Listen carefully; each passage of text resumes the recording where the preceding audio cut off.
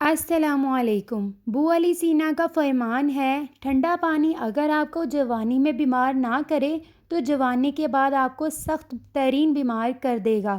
ٹھنڈا پانی دل کی 4 رگوں کو جوڑ دیتا ہے، دل کی اصلی رگ کو بھی بند کر دیتا ہے اور ہارٹ اٹیک کا سبب بنتا ہے۔ اکثر جوانی میں ہارٹ اٹیک ٹھنڈے مشروبات کا سبب بنتے ہیں۔ ٹھنڈا پانی جگر کی نابودی کا سبب بنتا ہے، چربی اس سے چپک جاتی ہے۔ معافی چاہتے ہوئے وہ لوگ جو جگر ٹرانسپلانٹ کے منتظر ہیں، اس کا اصلی سبب یہی ٹھنڈا پانی ہے۔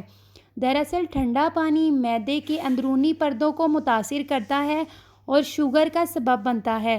ٹھنڈا پانی معدے اور بڑی آنت کو نقصان پہنچا کر کینسر کا سبب بنتا ہے۔ سب کو بتا دیں، یہ ایک صدقہ جاریہ بنا رہے گا۔